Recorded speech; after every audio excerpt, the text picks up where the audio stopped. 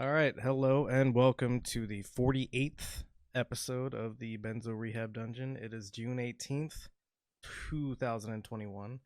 I am your host, Michael Deebs. Joining me, as always, is Danko Suvin from the Instagram handle at DankDeLuz.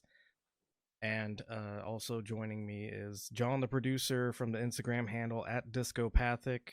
One day he may upload something to that. I don't know. See. John, how are you doing today? I could be After better. I just negged you, how are you doing? I'm feeling even worse after talking to the HR lady. I refused to sign my evaluation, and she held me down at her office window and shined a magnifying glass on my neck. Okay, well, that's actually part of the standard HR protocol. So yeah. It's a tactic that's been used by the PMC class for a while. I did sign my eval. I mean, we do use PMC for our PMC. We do, yes. Yeah. It's good. I did tell you guys last week though that I am the HR lady, so I don't appreciate talking about me like I'm not here. Well, yeah. I mean, I think the HR lady kind of becomes one of us every day. Okay. She's a mythic force. Yeah. I mean, the thing that I put out on the Instagram story was that the HR lady is a specter that haunts my dreams. There is a specter haunting rehab.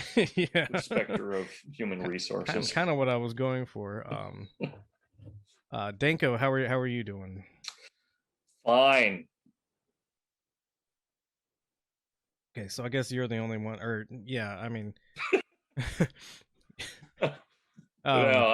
you're the only one that hasn't seen your eval yet, I guess. Yeah, no, I've seen it. I've felt it. I don't think you saw it. I don't know. So we do have we have evals this week, and okay. In full disclosure, I have evals at my actual job this week. Yeah. And so my method of coping is making fake evals for you guys. I mean, real fake evals. Because I hate evaluating human beings. And like, I think generally I have a pretty good crew at work, and it sucks to have to like rate them, and then like my eval goes to a higher level, and then they make their little edits and usually give my guys a lower score, and then it comes back to me and I have to be like, here's your eval, it's not what I wrote, but I put my words in there somewhere at some point. So yeah. I'm gonna let you guys make the decision, because this is a very inclusive and happy workplace here at the Benzo Rehab Dungeon. Do you guys want to do the evals first, or would you like to wait until I'm really fucking drunk at the end of this episode? I prefer for when you're drunk, because okay. I, oddly enough, also had evals this week. Oh. And I feel triply traumatized now. I'm so sorry. There you go. That. Yeah. I'm doing fine at my job, so I figure. Well, you haven't hit annual evals yet. That's true. So. That's true. Hopefully, I never will. Yeah. You don't even know if it's a 5 or a 10-star rating system. Like, it's probably a 4. It's probably one of those weird things where you can't sit in the middle. Well, my favorite thing about my job is that it's a 5-star system, and you're told from the very beginning that nobody gets a 5-star rating on anything. A 3 means that you're doing a good job. A 4 means that you're basically perfect. And then when I asked the question, well, shouldn't basically perfect be a 5-star? They're like, no, there's always room for improvement. I'm just about, jumped off the fucking building at that point. every place that I've worked that's had any kind of like corporate anything has had that exact same thing. Yeah, because it's evals by committee, and there's no such thing as like a perfect score. Yeah, and it's like really good. A dangling carrot scenario where, like, you want to encourage everybody to get that 5th star, but you're never going to give it to them. Right.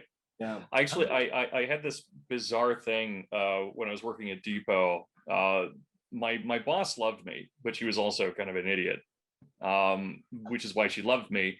But she gave me evals once, and I forget what she ended up listing on there. It was something that like could not have been less true for anyone, where she was just like, I don't know, like product knowledge or something was bad, or not even bad, but like not perfect, or not. I mean, again, perfect on this would be like 4 out of 5, right? So you haven't memorized the serial numbers of all the equipment at Home Depot. So right, exactly. And so like I got like a 3 out of 4 out of 5, right?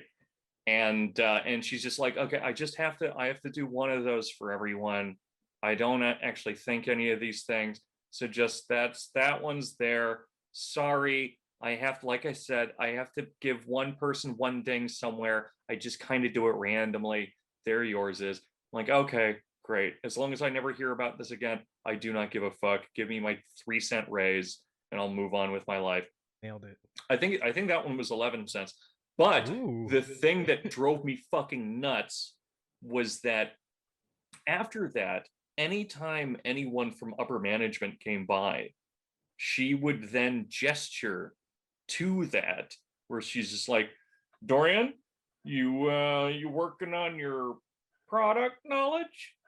And it's like, bitch, you said this was arbitrary. What are you doing? And just constantly, and it's like with a little wink going on too. It's like, no, don't. Right. Weird kinds of negging involved. Yeah. Okay. You realize nobody in corporate memorized my evaluation, right? You don't have to do this. You told me you lied, and no one cares as long as you don't have to give us a raise. Yeah. Nice. Very nice. Cool. Very cool. So we got some fun stuff today. John, you had provided a link. I think that'll fit somewhere later on in the conversation we're gonna have about Israel. You said fun. Yeah, well, I mean, fun's like a relative term, right? Like especially here, yeah. It's a labor of love, sort of thing going on. We're lovers of labor. We live, we laugh, we love. Hell yeah. Talk about deeply troubling things in our current social order. We live, we laugh, we love, we boycott, we divest, and we. Nice. Yeah. In this household, we boycott, divest, and sanction. Thank you. Yeah, I was like. Yeah. I almost forgot it too, but while I was saying it, I'm like, I don't know. I guess I just memorized it through. I had live, laugh, loves just looping in my head, and so for some reason it was like fucking up the rhythm. The last word, I'm like, it has to. Yeah. Anyway. So real quick before we start looking at anything, Danko, I noticed you're not in our little Discord. Watching the stream, so oh yeah, I'm not watching the stream. The scream, the stream, this oh, man, this is coming up my eval, isn't it? No, I mean the eval really focuses on the more notable moments of your last year here at the Benzo Rehab dungeon. So. Okay, because this is not something we constantly have trouble with. No, and you know, when it comes to product knowledge, I have to ask which episode number it is every time. You know. Fair enough. Ugh. So, John, let's go ahead and go to that first link. Real slip of the mask moment here with Joe Manchin, a man with a chin. You know, I've never, for some reason, that popped in my head right before you said it. I've never thought of him as. I've always thought of him as a mansion, like a building. Oh, never like a man chin. Yeah, no, he's got the chin of a man I guess on him. so. Look at that. I mean, he's like he's got the jowls. Giving Mitch McConnell a run for his money. Well, that's what happens when you reach that like old and evil stage. You kind of just like lose all definition in your jawline. It starts becoming a part of your neck. He's really saved by the fact that he has a chin. McConnell never had a chin. Yeah. So it becomes more ball sacky. Yeah. The less chin you have. Just a little bit of a what am I looking for? Like an obtrusion, I guess. How many deeply evil people can you think of throughout history that have had beards? I think shaving is evil, honestly. Yeah, I mean mustaches definitely are. Yeah, mustache is definitely evil. Yeah.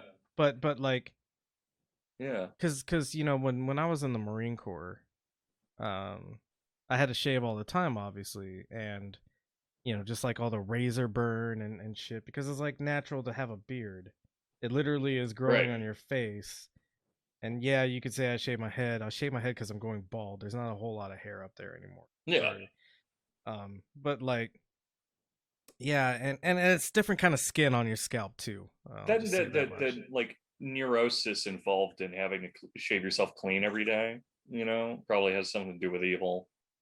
Yeah, no. Like shaving your face every day, like just like cleaning up something that you feel is dirty, right? You know? Like versus having like Marx's and like I don't know, just any other fucking badass guy that wrote political treatises with a beard. Kropotkin. We're probably gonna get some people that are like, well, what about like Fidel Castro? Or probably not like. Well, he's fine though. Yeah, no, I think he's fine too. I'm actually a Fidel stan, so I yeah, same. Yeah. not an ideal socialist necessarily, but no. better than anything America's had. So he was also like a weird late like communist convert anyway. So you know, he's just a guy that like switched around sides. Right. Yeah, no, I can't think of any like evil people with beards. And they have to exist. They definitely exist, but far less common than yeah. Expect. It's because we're all wizards. You think of like the big ones, you know, like Hitler shaved his face, had a mustache though. Yeah. Stalin, also the weird mustache. Yeah. Oh, now we're gonna get people mad at us. Yeah, they are. Yeah. Because Papa Stalin came into the conversation as a bad guy. MLs get fucked. Yeah. Well, I've been arguing with them off and on because I accidentally included China in a post just because it was the location of the actually, John, let's look this up real quick. Canon, the company, so one in only. Canon. So look up Canon Smile Office. One in only. I just told. We have that installed here, right? You need to enunciate. How do you enunciate one in? One N. So go ahead and click on that Verge link. And this has nothing to do with China, really. But Canon put AI cameras in its Chinese offices that only let smiling workers inside. Canon is a Japanese company, so if anybody thinks that this is like anti-Chinese propaganda that I'm trying to spread, no, it's these workers, these poor people in fucking China have to smile in order to enter work. And I don't know about you guys, but I've never been happy going to work or like working or being in labor of things.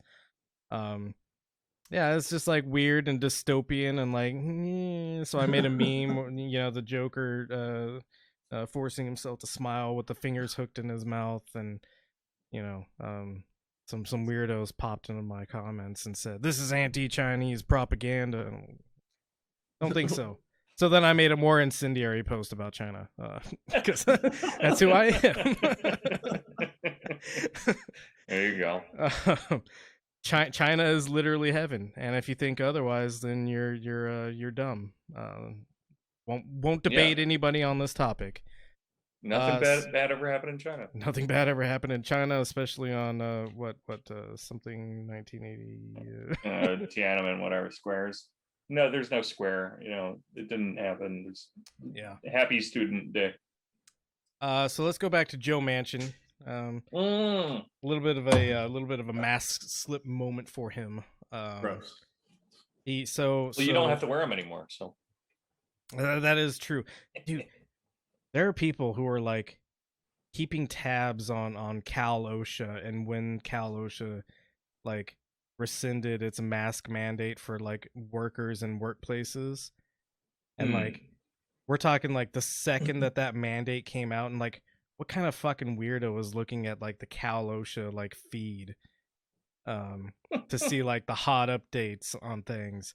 But like the second the Cal OSHA like rescinded the mask mandate for workplaces, people were just like, "Oh, I'm done with this shit," and like throwing them off at work. I'm like, Jesus Christ, the mask doesn't. The mask is not that big of a deal, right? In my opinion, if you want to treat it as like a celebratory thing, it's like, this thing was a pain in the ass. No, it was not a celebratory thing. No. It was of like course it's not. It's weird political. The government ain't gonna tell me what to do no more, and like the weird rebellion that happens after you're told that you can do it.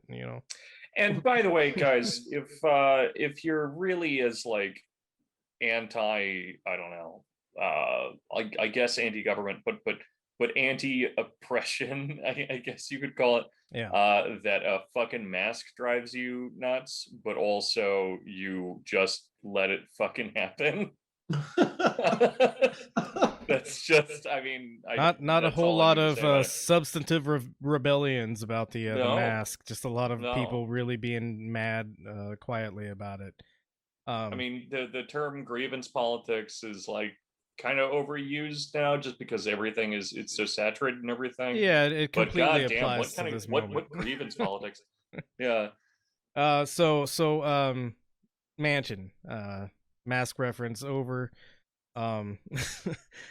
So he's on the Zoom call with a bunch of billionaires and millionaires, the movers and shakers of the business world. And he's it's this a super PAC called No Labels, which you would think would. I guess that's the point of a PAC, right? Yeah, it's not very self-aware, and what it's basically aimed towards is like moderate progressive movements, but also with like a heavy corporate influence and favoritism sort of thing going on. The reason that they call it No Labels is because it's like, we're not Democrat, we're not Republican, we want both sides to come together. And both sides, like in a third way thing, right? Yeah, and both sides, where we're talking about both sides is like two people that are still in the upper right quadrant of the political spectrum, and maybe like a square away from each other.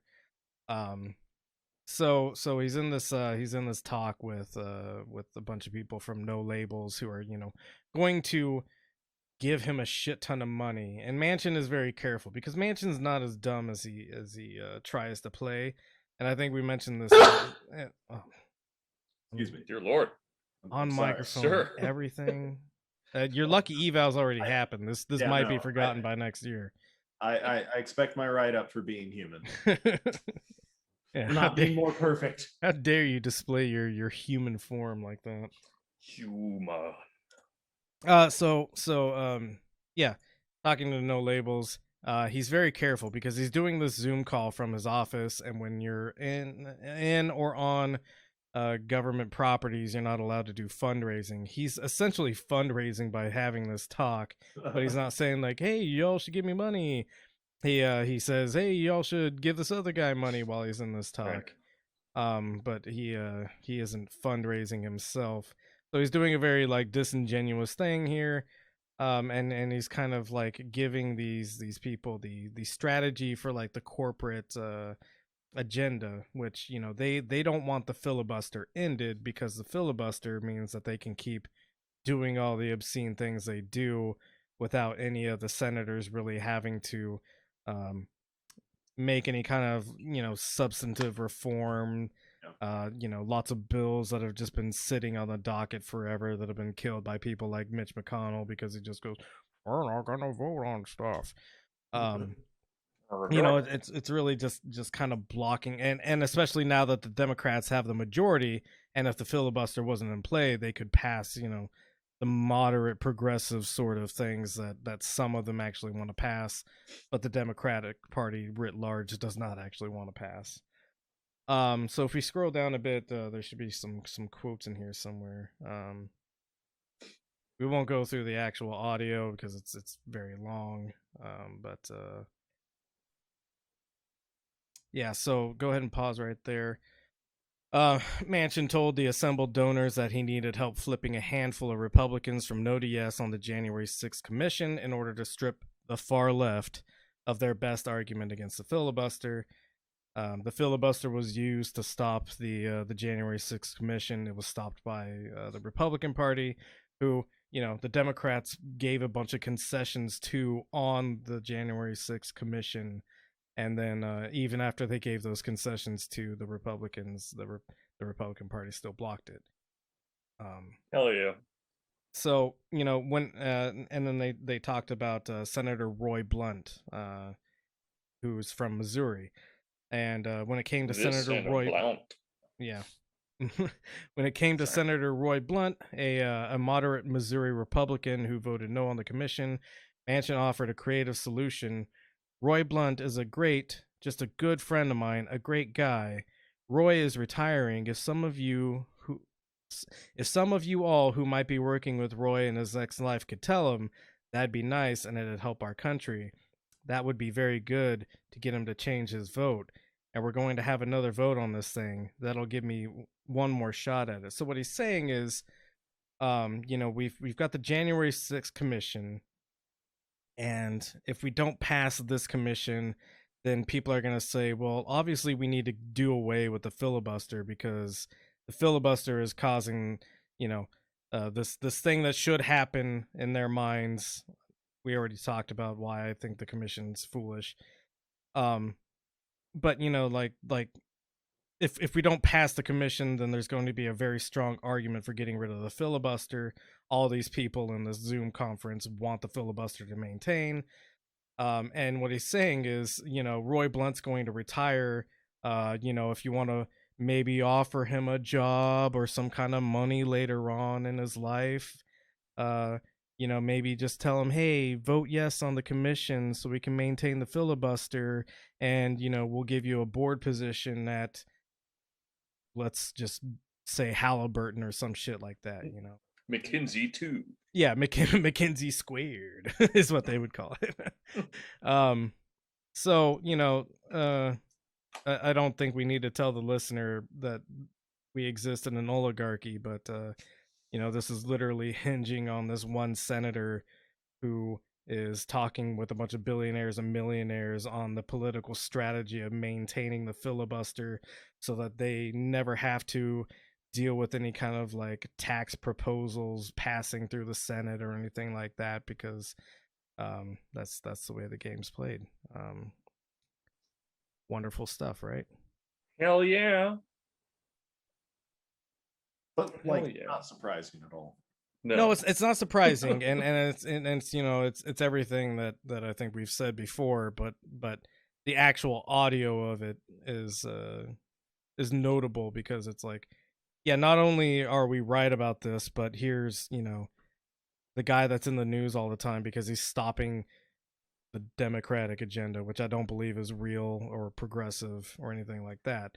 But what the Democrats ran on in this last election cycle, he's stopping all the progress, and it's very clear who owns him and who drives his interests. It's not us.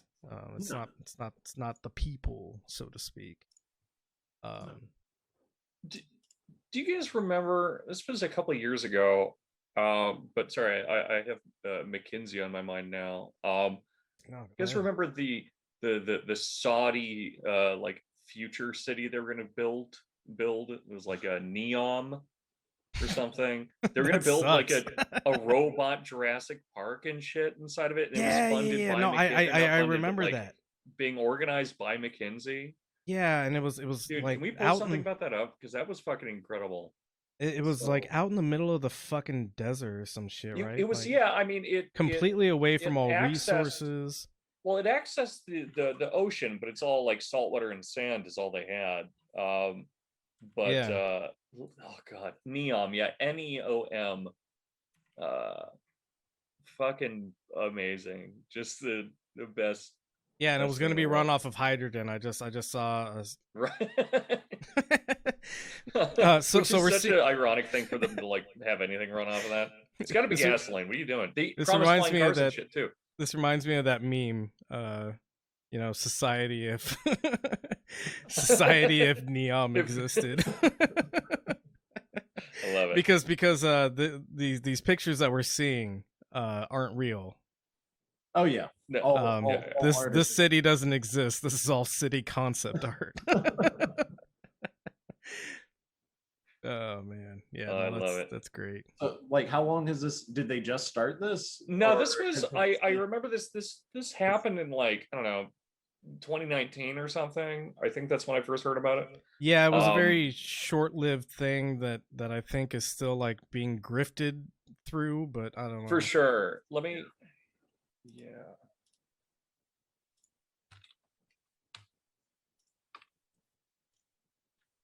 yeah. Fucking. They have a website, neom.com, that's up still, and it's fucking asinine looking. Let's peruse it's like that beautiful, briefly. but it's the worst. Yeah, let's check this out. I don't see any dinosaurs on it yet, but neom.com. Yep, neom.com. Neon.com. Woo! Oh yeah, look at that city, man. Right, that city rules. Oh, they have white people. They do. They brought white people for outsiders. They brought white people to the desert. It's beautiful. The line. A revolution in urban living. What is the line? I don't know. Well, they're showing urban decay and whatever. Let's hit play on that. Contemporary cities couldn't cope with growth. What? Oh, Jesus. The contemporary city needs a full redesign. What if we removed cars? Okay. What if we got rid of streets? Weird, what if all right. we innovated in the public space? What if we built around nature instead of over it? What if everything big buildings is always a 5-minute walk away? What the fuck is that? Can we go back a couple of frames and pause real quick? Carefree and open urban. There we go. All right, go back. See, they're all underground. That's why you don't need roads, because you're in the fucking desert anyway. You don't want to be up top. Oh yeah. Can we go back to where like all of the labels started popping up around the city? Just a little bit earlier. Jesus. There we go. All right. So some of these buildings are just labeled 5 minutes. We've got office, pharmacy, bakery, library, school. Library and school are on opposite sides of the town from each other, which I feel like. So that takes 10 minutes. Yeah, because it's 5 minutes to the office, and this might be another 10 minutes to the library. I just feel like in terms of efficiency, you might want to put like the school and library together, like have an education center sort of thing going on. What would you know? I don't know about making cities work, little buildings and stuff. Yeah, I don't work in infrastructure or anything. About living there. So I'm gonna note some things that are missing from this, which is like a dildo shop. That's not on, or maybe that's that's covered true. By just shop. And then there's a green square over there that hasn't quite like flipped enough to show us what it is. Maybe if we could dildo skip ahead. Shop's like pretty haram though. Oh yeah. Oh yeah, there is. It's just that they couldn't think of something else to put here. Maybe we're just like a frame too early because everything was still kind of like flipping. But yeah, like what kind of office are we talking about? Okay, store. Store is the one that we were missing there, which is different from shop. Which and also different from market, which is in the top left now. Oh yeah. And coffee. So all these 5-minute ones that we were talking about have been replaced by coffee shop, market, and store. Well, maybe one's for men and one's for women. You know. Oh, that could check out. Yeah, women would probably go to the market instead. Yeah, probably. I mean, this is in Saudi Arabia, right? Yeah. Yeah. That like mandated by law, or right? Was it yeah. It still is, I think. Yeah, and only women are allowed to go to the bakery, and only men are allowed to go to the coffee shop. That's true. Because caffeine, interacts with the female body in such a way that they become hysterical when they have too much caffeine. That's not my real real opinion. It's true. It's true. No, it's true. It's true. Yep. The morality police will beat a woman in the street for a cappuccino. God damn it. I'm trying so hard to find the shit about the dinosaurs because I swear to God, I'm not making this up. They were going to build like a robot Jurassic Park and have robots fight each other. These were going to be things of theirs. Okay. Could we click on the invest part? Actually, I want to see like what's invest in the future, design and construction. They've got people walking out in the desert looking amazed by everything. Yeah, always walking in the desert, never walking with like a well, they haven't made store. They haven't broken ground. They haven't made store. They haven't made market. They haven't made office yet. Are they trying to make an expat city? Yeah. Is that what this is? That's largely what it is. Yeah, and it's I mean it's McKinsey was helping consult for them, which is why it popped in my head to begin with. But yeah, it's supposed to be like a techno version of God damn it, what the fuck is that city that like all assholes eventually go to for some period? The Casbah? Chicago? No, fuck man. It's got the Burj Khalifa in it and stuff. Oh, I should know this, but I'm like blanking now. I think the Casbah is a neighborhood in the city of Tangier. You fucking people, Dubai. I don't remember. It's supposed to be to be like a techno Dubai. Cyber Dubai 2077. Yeah, there you go. Cyber Dubai. Do you think that this is going to be one of those zones like in some Muslim countries where vice is allowed in these like weird expat cities? Where what's allowed? Where vices are allowed. Yeah, which like these cities like at times have been like the wildest fucking cities because it's just like rich expats and they're allowed to drink and smoke weed and I remember reading specifically that they were going to allow alcohol. Yeah, that there probably checks out. Yeah. Go ahead and go to sectors because that's interesting. Sectors, maybe that's where the dinos are. Oh yeah, so they've got an education sector, but on the map they had library and school separate. But education, any dinos though? Click on the education sector. I want to see this. Future of education. Okay, the future of education is being outside and pointing at the Milky Way. Oh man, go down. Oh yeah, you love to see it. Look at that. Beautiful. We've got silhouettes of kids with rocket cutouts. We've got an Asian girl messing around with robotics, which is a little bit on the nose, if you ask me. Right, but also has like a hologram around her. You know, it's a very important kind of stock image type thing. Yeah, no, and I was gonna point out the hologram thing going on as well. Yeah, that's definitely. Yeah, this is kind of like the business galaxy brain meme that I was making. Oh yeah. All right. Well, let's move on from Neom, unless I'll find some shit else. about the. I'll Yeah, find the dinos and I'll get back to you. We'll revisit that on next episode. So go ahead and click on that little one. That little one. Israel hits Hamas targets with the first airstrike since ceasefire deal. This is NPR, so they aren't like reporting it as it should be reported, which is Israel broke the ceasefire.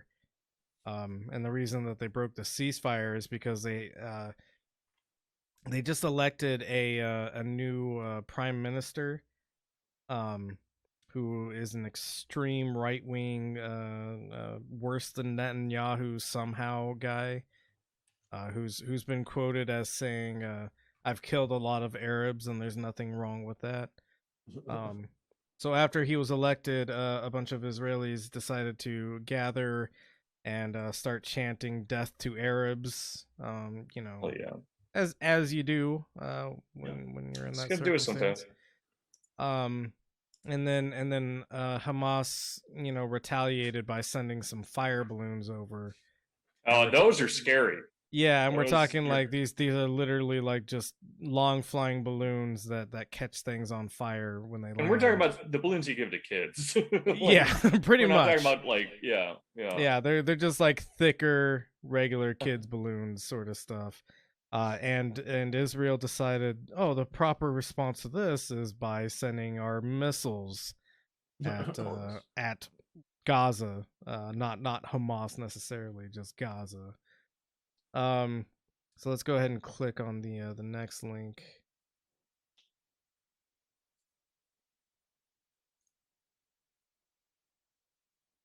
So yeah, if we scroll down a little bit, I think there's some videos here of the demonstration. There we go. Yeah. So go ahead and click on this video. This is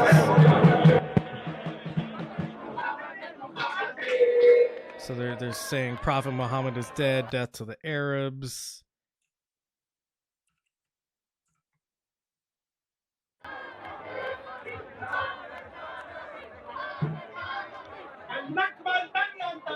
The second Nakba is coming soon. The Nakba was where a bunch of Palestinians were forcibly removed from their homes and sometimes brutally murdered. Let's go down a little bit more. There's should be some video of a gal who started waving a Palestinian flag and then she got the shit beat out of her by cops. I think down a little bit more is where that video is. That's just more of the yeah, there we go. This one.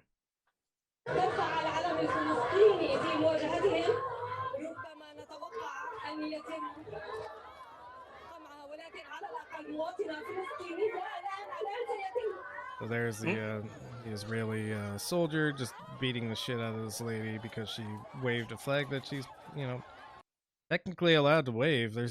I don't think there's anything illegal with waving the Palestinian flag. It's just. I mean, they use the Constitution of the United States. Probably no.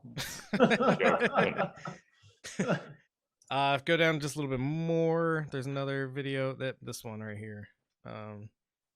Another. I think it's a Palestinian woman raising a Palestinian flag, and the cops just go after her. So they secure the crowds of settlers. Yeah.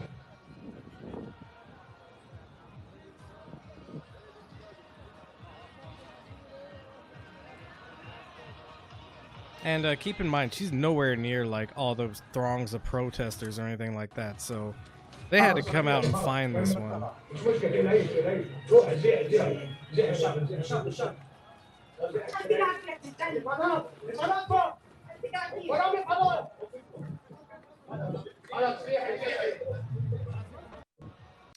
So turns out cops are the same wherever you go. All right. Fuck them. Yeah. Get rid of them. They probably enforce anything. They're some of the worst. I'm gonna blanket statement this. Every cop is every worst kid in high school that never sought like more education and decided, you know what I want to do? I want to beat up people for a living. if they're cool, they become an MMA fighter. Exactly. Yeah. And then but they also, would just like secretly say racist stuff. Right. That's it. Most and MMA when they fighters when they beat up a person of color, they're doing it because it's their job, not because it's their job. Oh shit. So yeah, I've actually forgotten the link list, but go ahead and click on the next one. Oh, this is yours. Yeah, ahead, I was looking up, by the way, really quickly. Sorry. And not only are they I don't know if they're still trying this. Like they have to be. Not only are they trying to build a Robo Jurassic Park and have Robo MMA fighting, they also are going to have their own moon. You can't do that. You can't have your own moon. I don't know what it means that they'll have their own moon. Is it a mistranslation? No. I can't imagine. No. I'm sure they've got the best They're working with translators on the McKinsey. case. I'm sure it's the guys working for McKinsey that are just like, oh, well, a fucking moon? You guys want a new moon? Yeah, fuck it. I love make it out so of all the space debris. Yes, the debris. Yeah, actually, I was wondering if you wanted to come to my my kids' bris, Space and you can keep some of the debris. Oh no! It's a foreskin joke. Yep, nice joke about penises getting all right, cut. John, this is your link. Would you like to preface this with anything, or are we just gonna hop? Oh yeah, just that the algorithm showed this to the me. algorithm be praised. Yes. Whenever we say the algorithm, we have to say its name be praised. Its name be praised. Yeah, I think I do remember that at orientation. I prefer Puba. Puba. praise be unto him. Yeah. But this clip, I guess, was good advertising because now I'm thinking of reading some of his books, I guess. There you go. To see if they're any good. But I just thought that it was impressive. Okay, so let's before we play it, the title of this video is Pseudo-Jewish Zionist Girl Tries to Criticize Dr. Norman Gary Finkelstein at University of Waterloo. That's a hell of a name. I wanted to get that name out there. So let's take a listen, I guess. I think he's the only person that's allowed to call you pseudo-Jewish. Yeah, he does have like the Jewish cred, so he can just like yell at which is going to be really funny because like, you know, he looks pretty Jewish. What do you mean? I'm like inches away from doing like voices. I'm stopping myself. What was that, John? Well, John is actually part of the Lost Tribe, so he's allowed to. Oh yeah, it's true. Yeah, no, black Israelites hate when I'm walking down the street with a white woman. Yeah, I bet they love that. Yeah. But Yeah. What's up with this video? Yeah. Yeah. Let's watch it. Hi. Definitely not a real Jew. So yeah, and so like I actually didn't know that she was I guess like I knew she was a Zionist, but I didn't know that she was Jewish, I guess, which I guess maybe this person maybe she's not derogatory. I don't know. We don't know actually. I have not done that look on the still's face. You can tell. He's like this. She's real like, nervous. She's about to say something really stupid. Yeah, that's definitely saying like the audacity. Yeah. You're coming at me. Yeah. All right, go ahead and play it. Made a lot of references to Jewish people as well as certain people in your audience, not Jewish people in general, but certain people, especially in your audience, to Nazis. Now, that is extremely offensive when certain people are German, and they're also extremely offensive to people who've actually suffered under Nazi rule. I don't respect that anymore. I really don't. I don't like and I don't respect the crocodile tears. The crocodile tears. No. I'm sorry, folks. Allow me to finish and allow me to finish. Listen, sir. Okay, he just. Allow me to finish. Sir, I don't like to play. There we go. I don't like to play the foreign audience the Holocaust card. But since now I feel compelled to. My late father was in Auschwitz. My late mother, please shut up. Oh my God. I forgot how much of this is angry yelling. No, Yeah. keep playing it. We don't have to keep playing skipping through playing it. it. We love angry yelling on this show. Yeah. Every I was like, single member of my family on both sides was exterminated. Both of my parents were in the Warsaw Ghetto Uprising. And it's precisely and exactly because of the lessons my parents taught me and my two siblings that I will not be silent when Israel commits its crimes against the Palestinians. And I consider nothing more despicable than to use their suffering and their martyrdom to try to justify the torture, the brutalization, the demolition of homes that Israel daily commits against the Palestinians. So I refuse any longer to be intimidated or browbeaten by the tears. If you had any heart in you, you would be crying for the Palestinians, not for what's in God. Damn. This should be uploaded to Pornhub. Yeah. No. He just Jewish goes teacher savagely fucks a young student. to tears. So yeah, it was a little bit hard to hear, but basically she invoked the Holocaust to say, like, how dare you be against the state of Israel after the Holocaust? And this person who obviously understands history, basic fucking history, just shut her the fuck down. Very good. I like it. Yeah.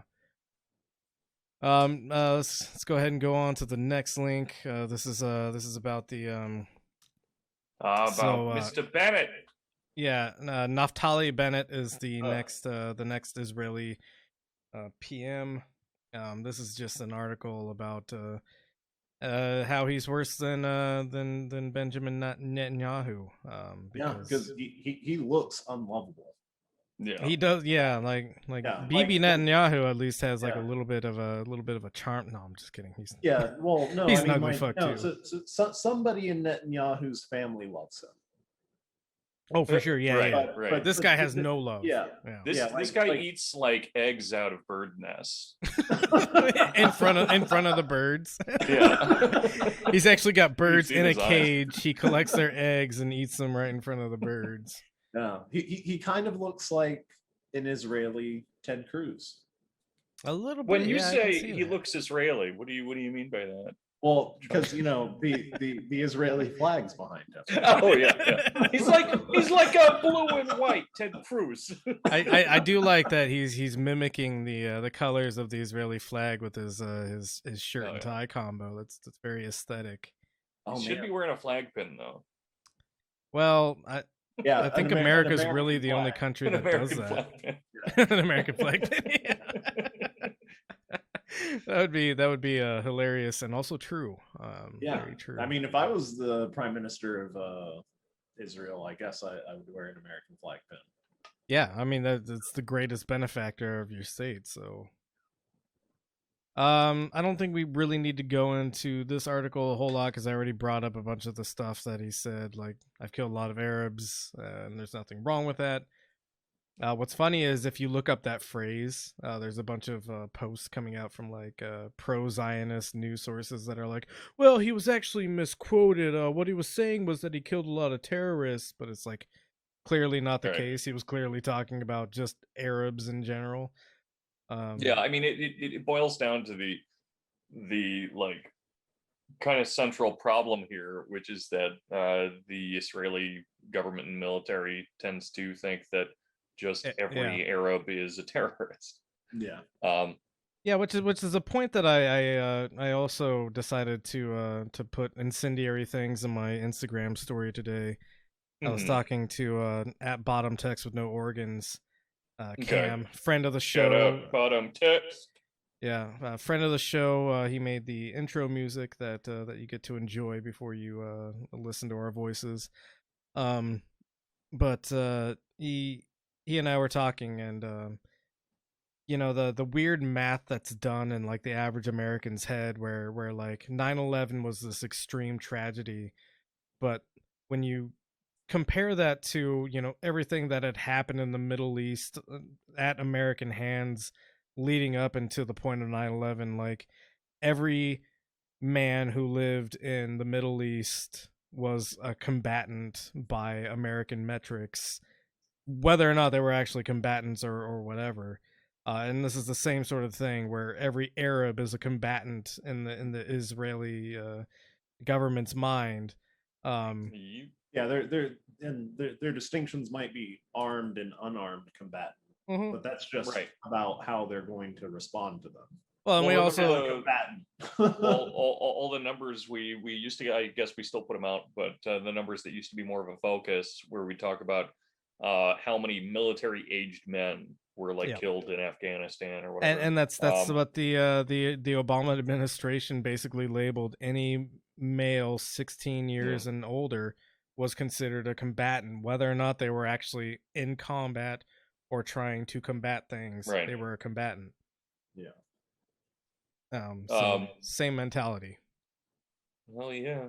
Are we covering more Bennett after this, or no? If you got something else you want to talk about with him, I mean, he's an extreme right winger. He believes in the Nakba as a good thing.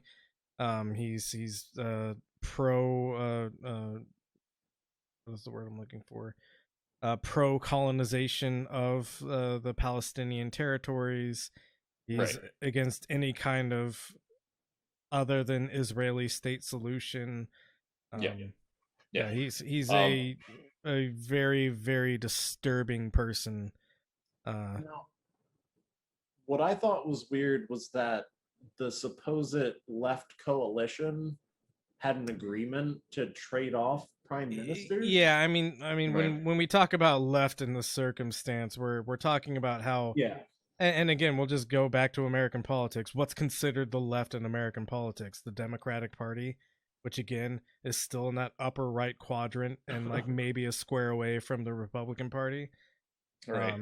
With a couple of people who are more towards the center. Yeah. I'm also I'm skeptical about the whole worse than Netanyahu thing. Not in the sense that I think he's going to be better, but just in the sense that I don't feel like they're going to be different. No, right. I feel like in some, I mean, they will be different, but ultimately, they'll be probably ethically equitable to one another, not to the Palestinians. I mean, again, leaning on the American politics thing, we're talking about the difference between Biden and Trump here. Right? They're gonna do all the same things. One of them is gonna be more rude about it, though. Yeah, because I've heard a bit about this guy and the trade-off with Netanyahu, and it sounds like it's a mixed bag, but I don't know. It's one of those bizarre situations, just like the Biden-Trump thing, where it's well, at least I can feel happy about one guy leaving, even while I mourn the next guy walking in. So as long as I don't know, I hope Netanyahu trips on something and something bad happens. Hate to see you leave, but I love watching you come. Is that what the statement is? Yeah. But just I don't know. It's important maybe to look at this line here after the headline, just for the listener, which is stating that Bennett, that is, openly advocates annexing all of the Palestinian West Bank to Israel. Yep. So that's where Common Dreams is coming at with calling him bad, and I would agree with that. Yeah, and Common Dreams is pretty accurate usually on this sort of stuff. Right. So that out there.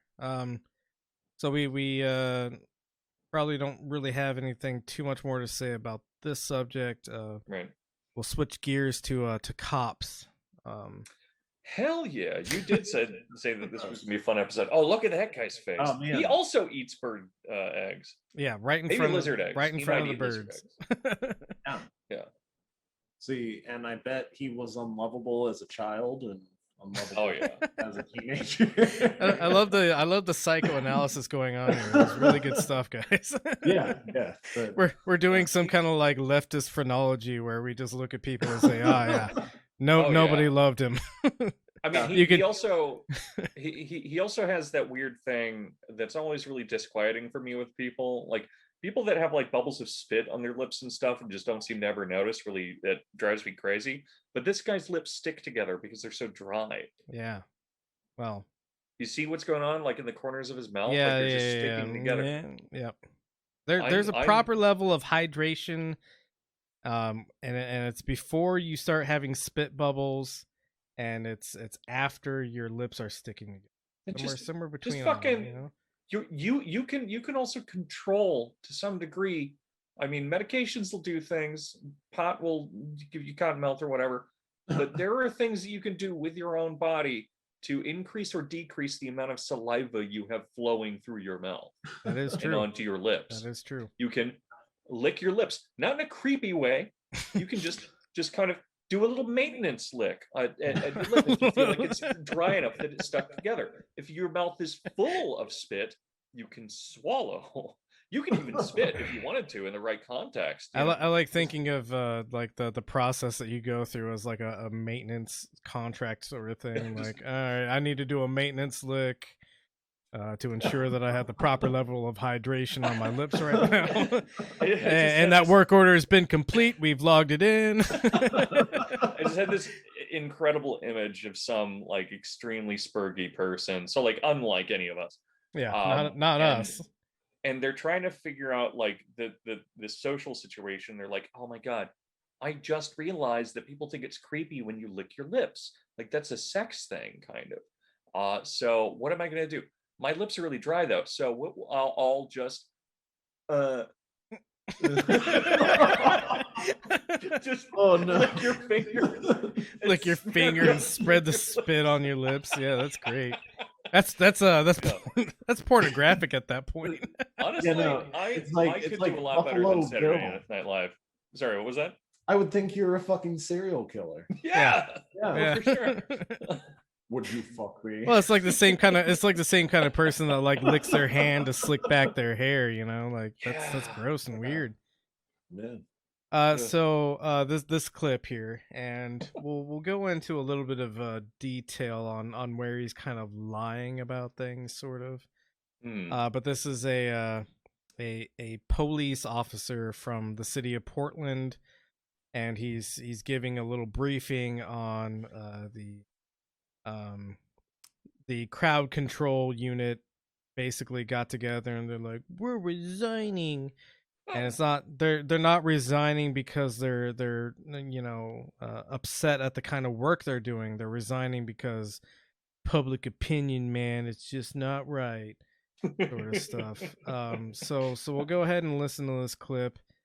I will point out where he's lying in this, or there's also been like false conceptions about what this means. That I think also need to be pointed out. So I'll go into that as well. But yeah, if we hit play.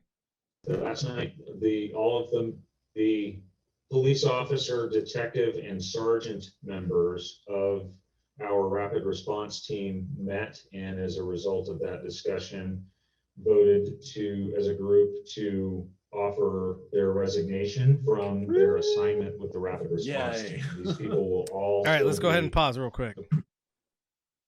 Yeah, it's kind of great, but also this doesn't mean that there's not going to be responders to protests.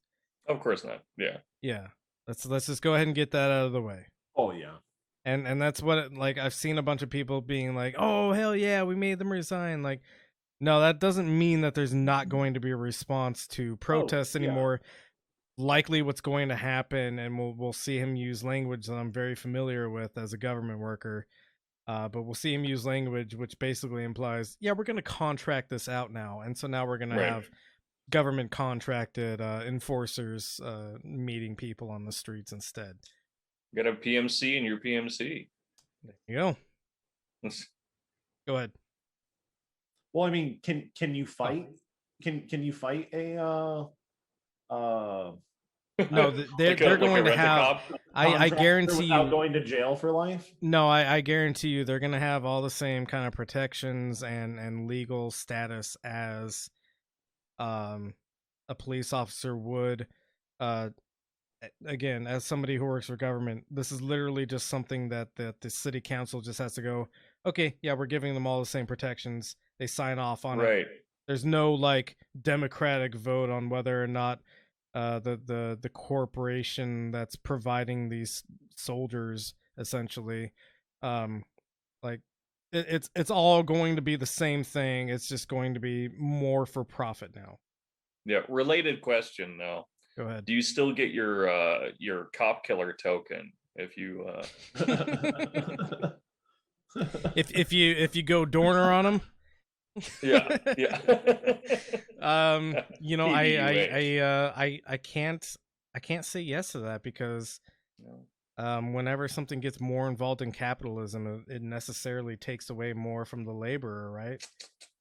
And so if you're committing the labor of the Dorn, so praise be unto him. Praise be unto him. Yeah, I don't think you're gonna get that cop killer token because they're trying to take your profits, man. They're always trying to take your profits. What's that, John? I think you had something. Oh yeah, no, I was just gonna say because that since they're basically just like probably gonna be heavily armed rent-a-cops. Yep. Yeah. They're probably going to be underpaid. And probably for sure. more like open to lawsuit, though, I would think. At least there's that maybe. But ultimately, like you said, or the labor, that they're just going to be poor saps, probably. Yeah, that's that are not what I'm well, thinking.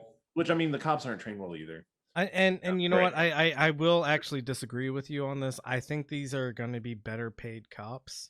You think so? Yeah, because it's just like, you know, when we were out in Afghanistan and the PMC group came out to replace us on post, they were paid 70% more than we were paid to be out there, you know? I feel like it's probably easier to like I don't know. I could see it going either way, but I feel like you inherently have to pay someone more to do something like full-scale military operations. Well, but otherwise, it's like, I don't know, give someone like $1 above minimum wage and they'll like hold a baton or like a they'll flashlight. Beat their neighbor to death.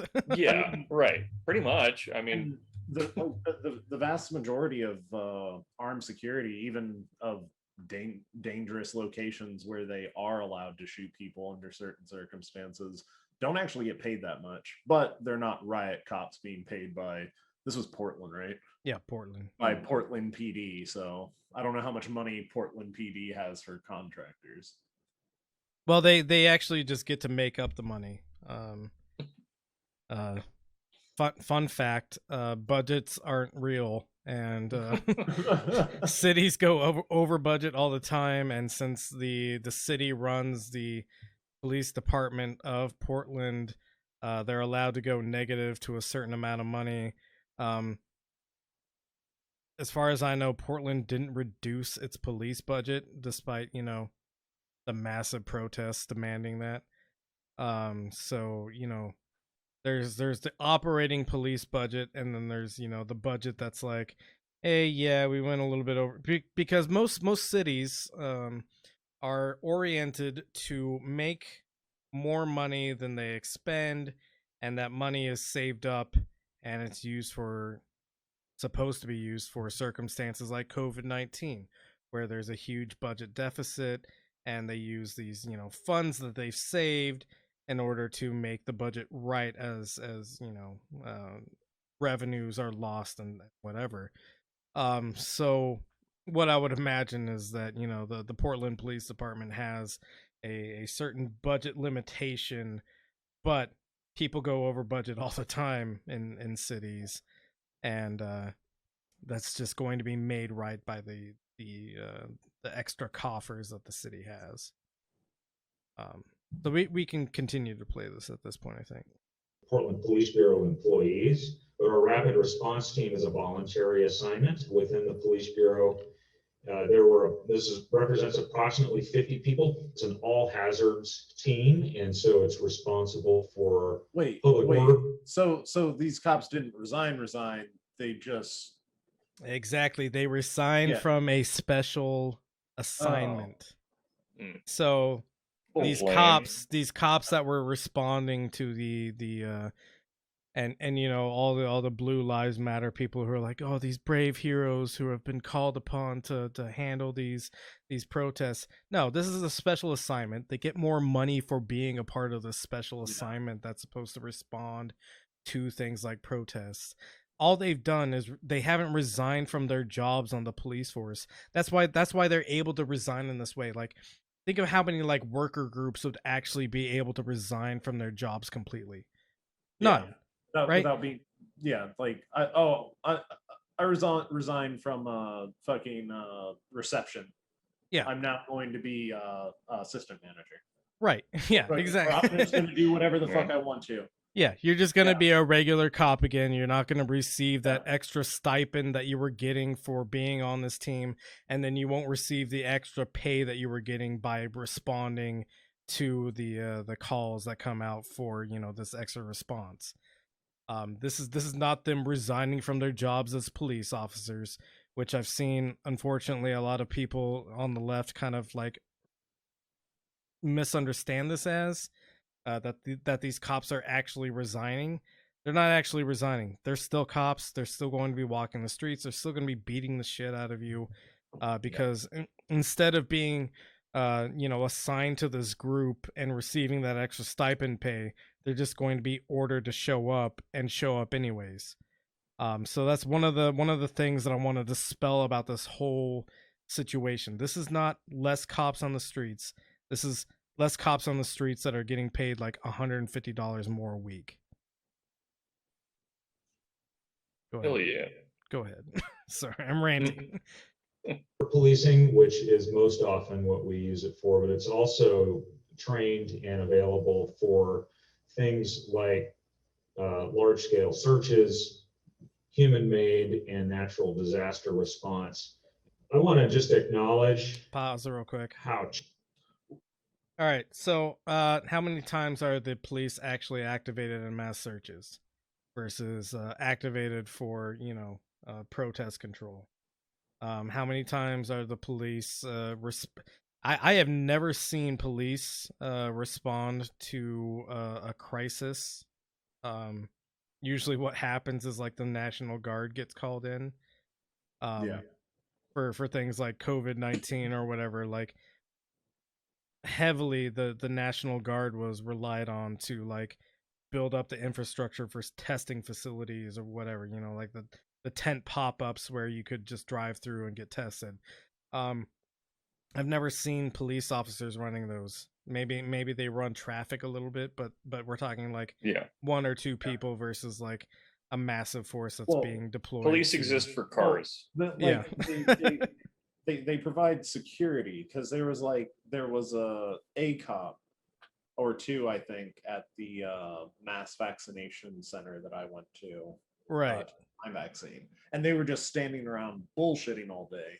Yeah, because nobody's going to attack that facility, really. Like, who's going? I'm gonna go to the COVID testing site and probably people that like cops a lot. Yeah, probably people that like cops a lot.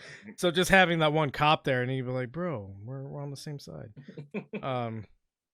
Let's continue. Challenging these times are.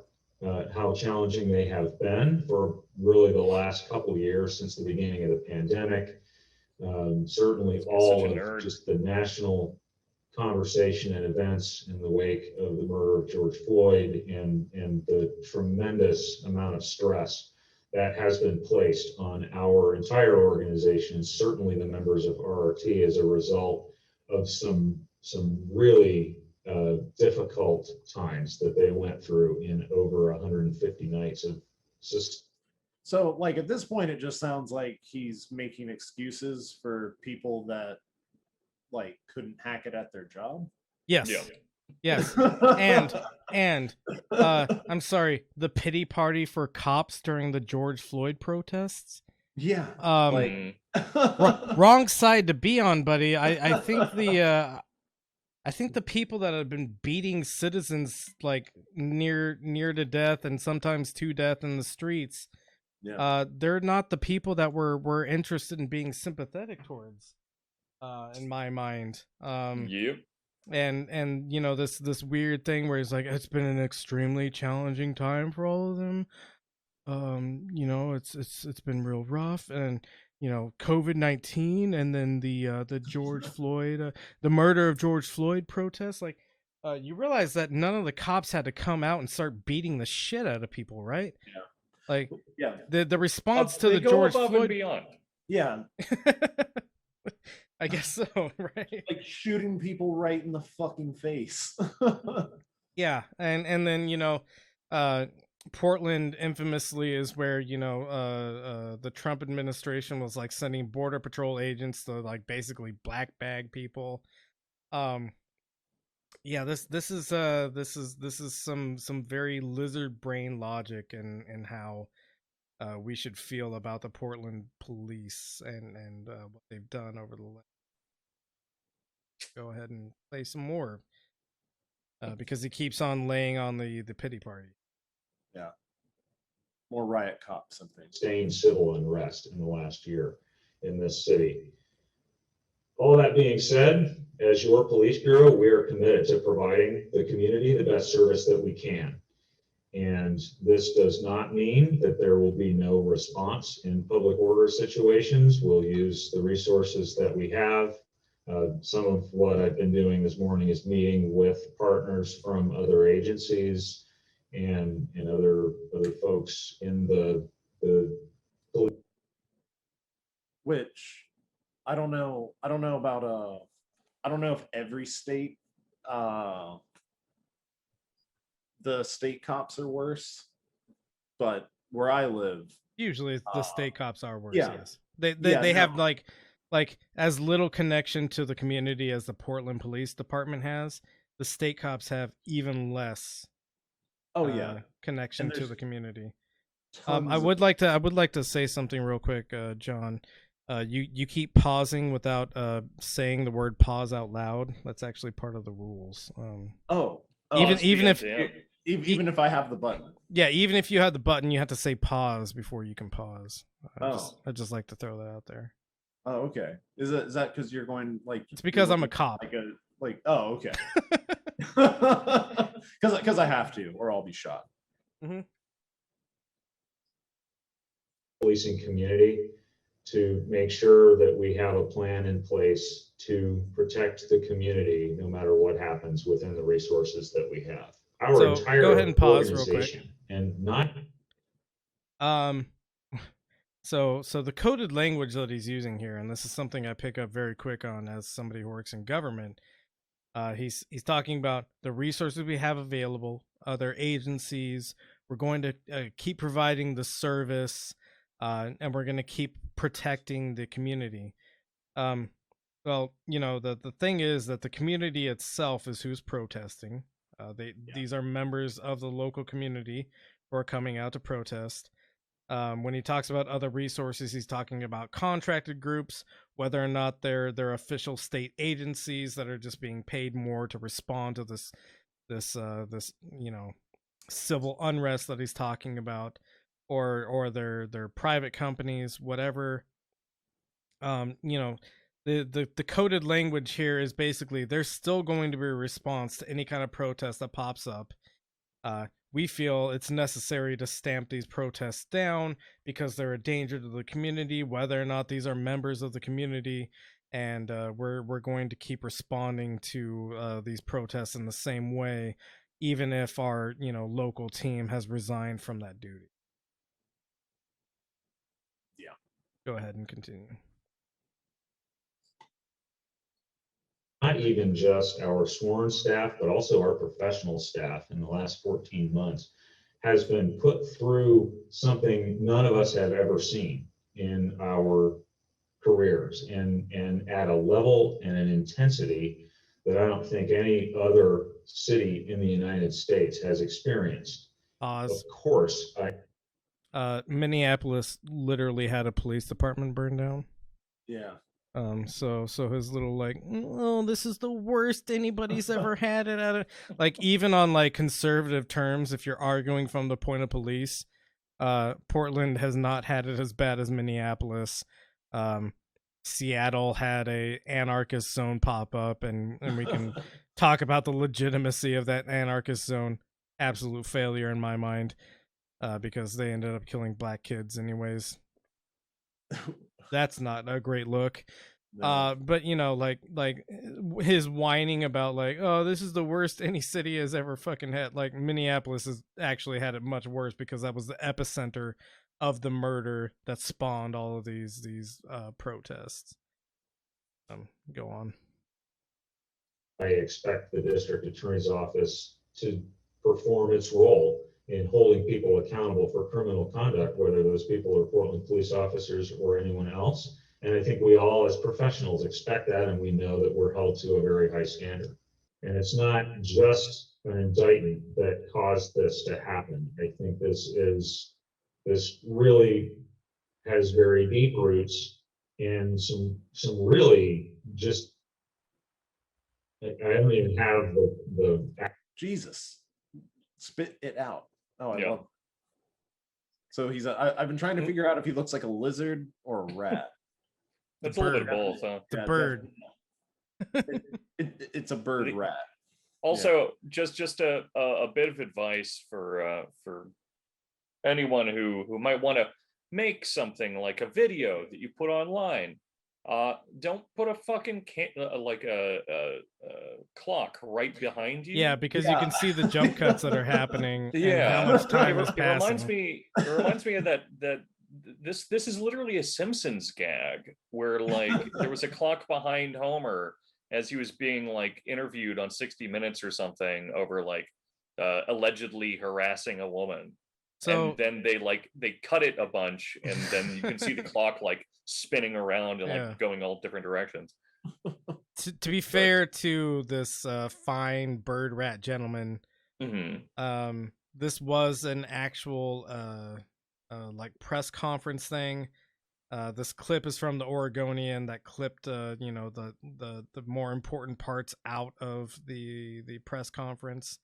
So I mean, all that tells me then is that he's I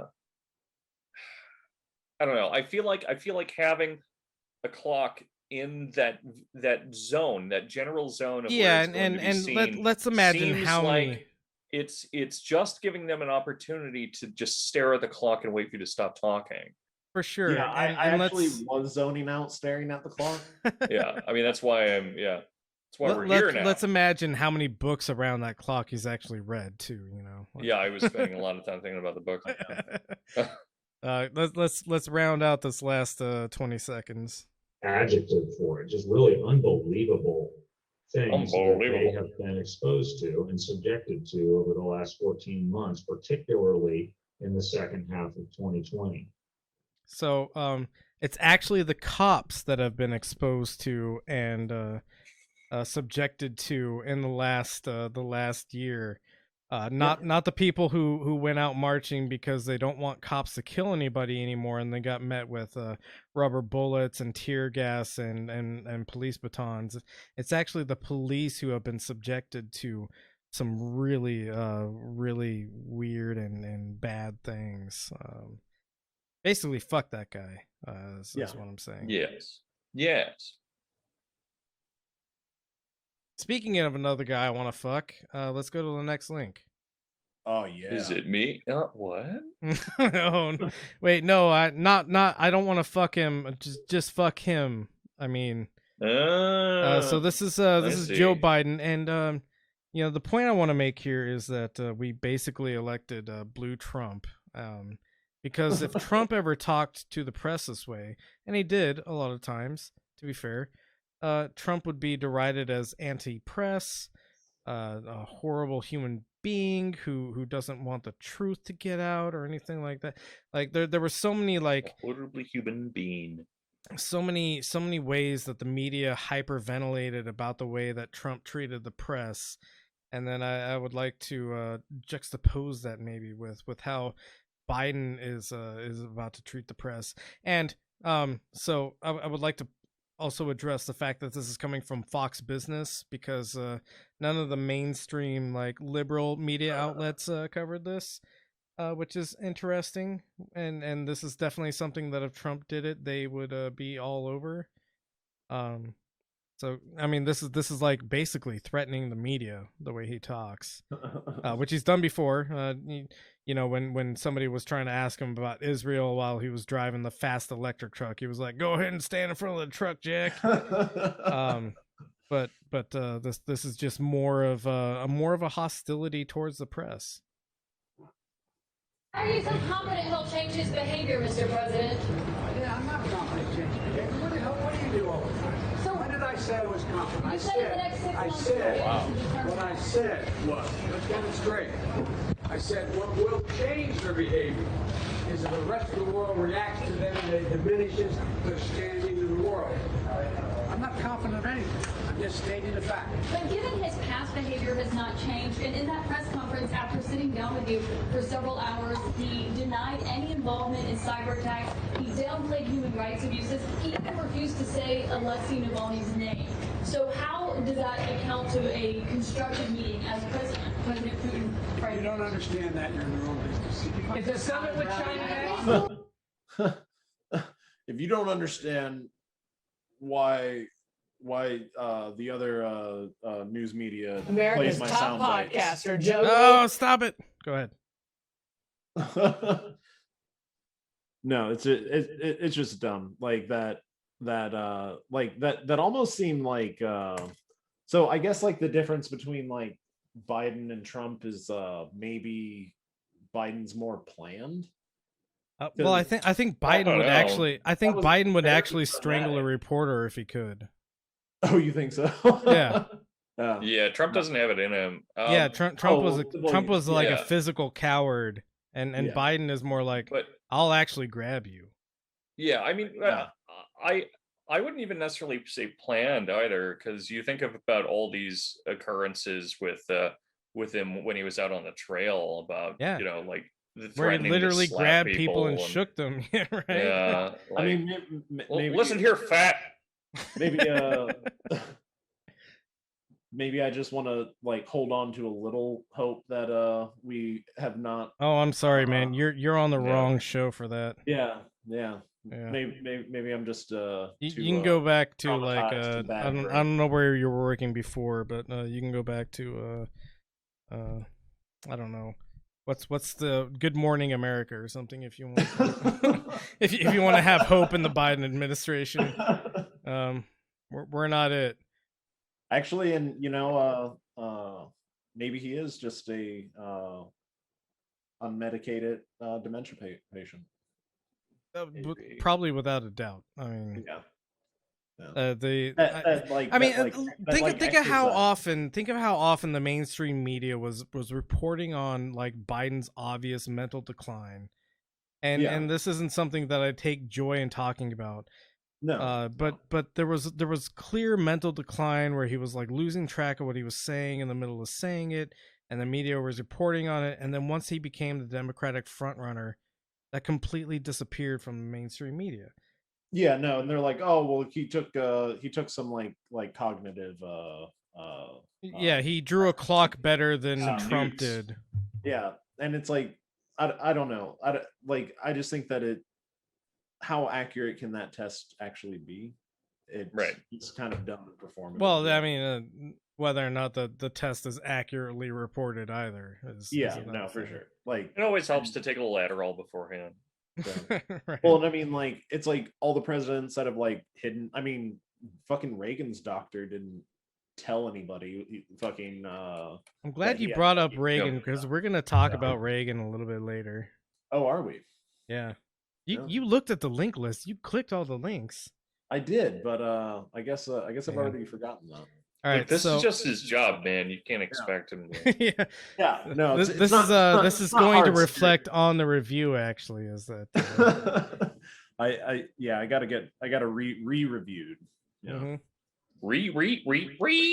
Let's go ahead and go to the next link.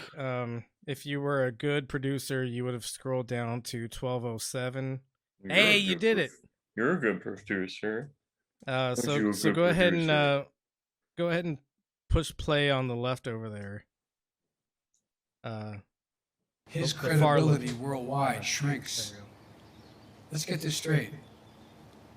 How would it be if the United States were viewed by the rest of the world as interfering with the elections directly of other countries, and everybody knew it?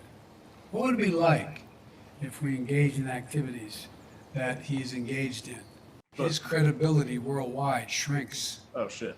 Let's get this straight. Go ahead and push pause here. How would it be if the United States... So Joe Biden apparently is unaware that everybody knows the U.S. has meddled in foreign elections. Yeah. We've definitely done that multiple times. Yeah, and the CIA has admitted to it. Yeah, like not even like this is like, ooh, maybe it's conjecture. No, the CIA is like, yeah, we did that. We should have, because it maintained, the proper order in the world to meddle in that election the way we did. All the wars we've been in, Vietnam is election meddling the war. So the weird thing that Biden is saying here is that we should look at Russia and Putin as being like bad people because they I don't think Russia and Putin are good. But the double standard that we have here, where Biden is saying, yeah, Russia and Putin are bad because they meddled in our elections, and we're only supposed to do that to countries we don't care about. Is basically what he's kind of saying. Countries that don't have nukes. Yeah, countries that aren't nuclear armed. Yeah, probably the best way to delineate that. Yeah, nice. So that's just a couple of fun clips from the G7 summit that's happening this week. Let's go to the next clip, which is a fun cartoon from PragerU. Oh, no. We're gonna do it. I am so sorry in advance. It's 7 minutes long, so let's try to keep the pauses to substantive things. It's going to be very hard. You're gonna watch all 7 minutes, huh? We're gonna watch all 7 minutes. It's very important that we do. The first part of it's gonna be a little bit like we could just like skip commenting on it, but the second half of it gets very heavy. Guess we very heavy. Do we owe them for this? Yeah. Let's go. Man. Oh man. Hey Leo. Hey Layla. Why are you pulling down our neighbor's fence? Today this is not a fence. Oh yeah? Then what is it? It's the Berlin Wall, and I'm Ronald Reagan, our 40th president. And I guess that means you're here to tear down the Berlin Wall? You got it. I'm gonna set the East Berliners free. Leo, I'm pretty sure that our neighbors aren't from East Berlin. Well, they are today. Whatever you say, Leo. Did you know that Ronald Reagan was one of our most popular presidents? Of course I knew that. And did you know he was California's governor before he was president? Well, duh. Did you know that he started out as an actor? He starred in over 50 movies. Yeah, and he wasn't just an actor either. He was in the military during World War II. So, he did hit a lot of women in those movies. Yeah, it's true. I can see why he was. And he hung out with a chimp. To be fair, all of the women deserved it, and the chimp was cool. Yeah, the chimp was cool. Yeah, they were hysterical in asking him questions. Also, I don't know if I need to blame. I mean, it's both of them. It's definitely both of them. But I don't know if I need to blame the Foley or the animator for how fucking off all the audio is. Oh yeah, the audio is so bad. Especially the speaking. But the lines are delivered without any conviction. It's so good. Yeah. These children should be method actors.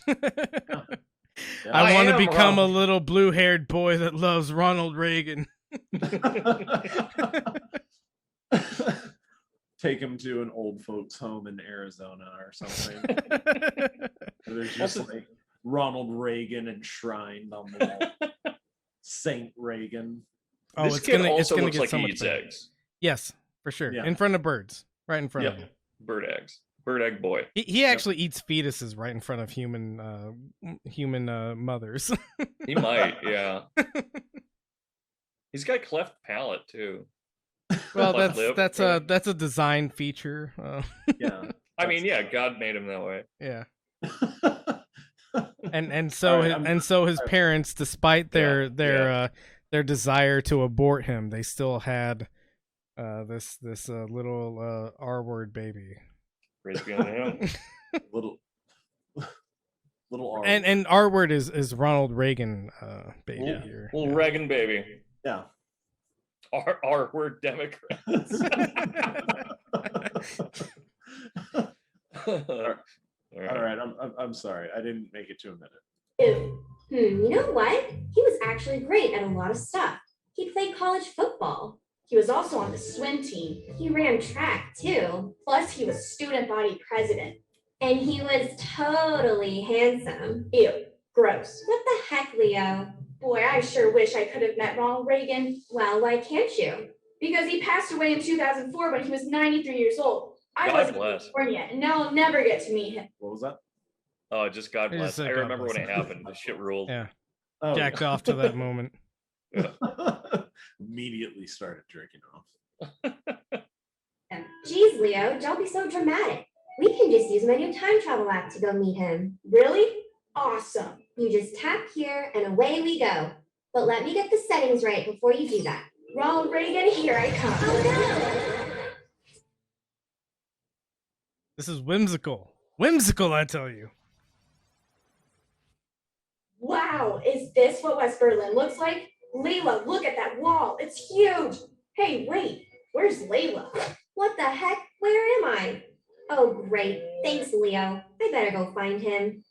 I can't believe I actually went back in time. Maybe I'll really get to meet Ronald Reagan.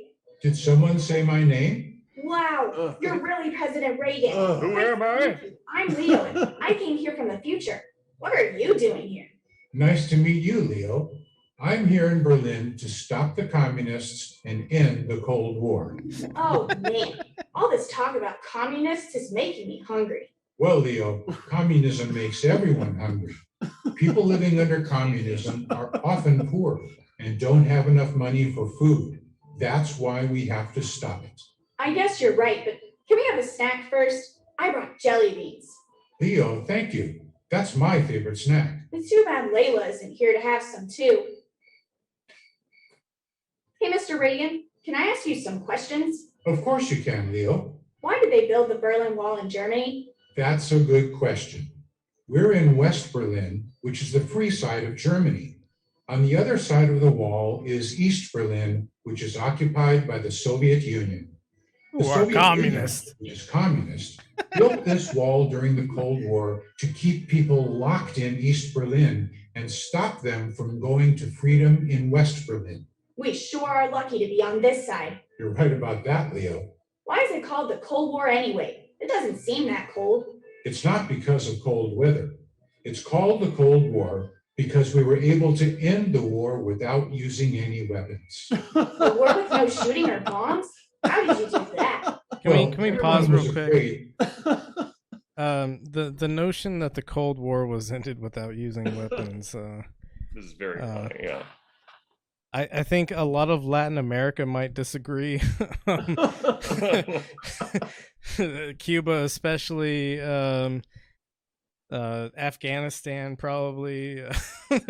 There's a number of countries that might have weapons used in them to the Cold War isn't over. I'm so sorry to break it to everybody. The Cold War never ended.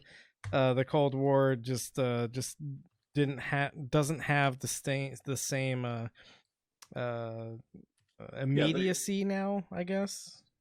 They ceded some territory.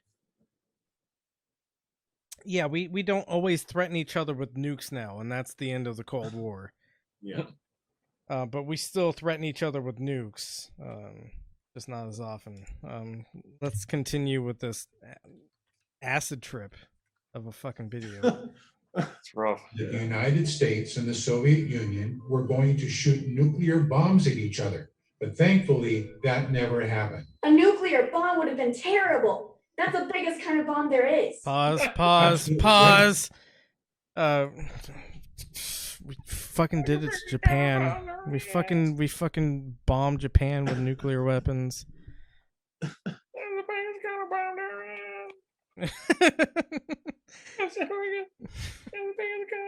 Go ahead and continue.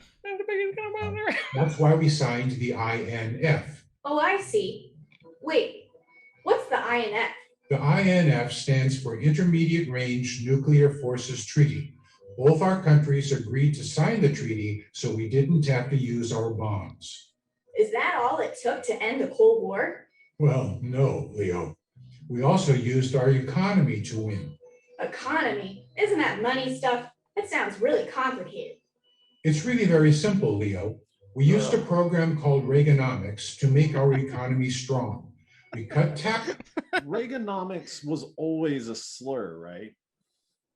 I don't know. I think it started. I think it's the same as like Obamacare, where some people are like they embrace it, some people reject it. Reaganomics to us obviously is like we hear that and we're like, oh god, Reaganomics, what a fucking disaster. To your average like neoliberal sort of person, Reaganomics is like, ooh, cool, yeah. So you know, it's like a matter of perception, I think. But also like, really, Leo, it's actually very simple. Reaganomics fixed everything. Reaganomics. We love Reaganomics. Right. You just have remained stagnant. Exactly. So fucking happy. Taxes so that the government took less of people's hard-earned money away from them, and that led to more people getting jobs. Blech, I don't want a job. Citations needed. Go ahead. I was just saying citations needed on people and jobs. Work. My sister Layla has a job after school, but I like to play after school. Well, Leo, when you grow up, getting a job and working hard is part of being responsible. I'm sure your sister is working hard to find you right now. Thanks to everyone working hard, the United States economy was so big that the Soviet Union couldn't keep up. You are amazing, Mr. Reagan. You saved everyone's lives and made them better at the same time. Well, thank you, Leo, but the job isn't done yet. We still have one more thing to do. Mr. Gorbachev, tear down this wall. Yeah, freedom for everyone. There you are, Leo. I've been looking for you everywhere. What have you been up to? Hi, Layla. You just missed it. President Reagan and I tore down the real Berlin Wall. Ugh, I can't believe I missed it. You need to be careful when you time travel. My phone battery is almost empty and we need to get back before it's too late. Okay, Layla. Let me say goodbye to Ronald Reagan first, though. Bye, Mr. President. It was nice meeting you. Thanks for beating the communists. Goodbye, Leo. And remember this, it's never too late to fight for freedom. Here we go, Leo.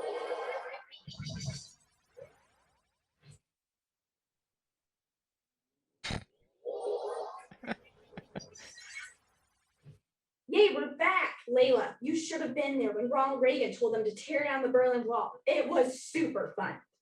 It's okay, Leo. I got to do a lot of fun things in the past, too. Like what? Glad you asked, Leo. Well, I went to the White House and met Nancy Reagan, the First Lady, and I learned all about their program to keep kids off drugs. I'm sorry. Go ahead. Pause. What is going on? All of Layla's expressions, that's her name? Layla? Yeah. Doesn't matter. All of them are horny. Yes. Yeah. I thought it's driving me crazy. Yeah. Well, you want to fuck the cartoon, I understand. Yes, obviously I do. She has very alternative hair, and I like her hoop earrings. So she mentions that Nancy Reagan and John, just to give you a heads up, you got to be on the pause button for the next like couple of seconds because I see. Layla's gonna say some things, and we just need to hit pause real quick. But Nancy Reagan's "just say no to drugs" policy. How did that turn out? How is that going? How are we doing? How are we doing with "just say no to drugs" in America right now? We definitely don't have an opioid crisis. Right? Yeah, we don't have an opioid crisis, which is a real crisis. I'm Opioids. not high right now. Oh. Yeah. We haven't created an entire, prison industry or anything. Yeah. We just all said no to drugs. It's that simple. We said no to drugs, and we do not have a prison industrial complex. Nope, not a bit. All right, continue. Be ready to pause. We visited one of my role models, Justice Sandra Day O'Connor. Who was that? She was the first woman on the Supreme Court. She's proof that anyone can become what they want in America. And guess who appointed her? I have no idea. I'll give you a hint. He really likes jelly beans. Ronald Reagan did that too? Man, I forgot where I was. Sarah Day O'Connor is the worst woman you could probably have on the Supreme Court. just look up her history. It's fine. It's great. She was very pro humans who mostly had penises and not women. She didn't like. Yeah. RBG as well. Fuck her. We'll just throw that out there. But continue and be ready to pause, please. Oh yeah. Got to meet him. Hey Layla, do you think that I could grow up to be like Reagan?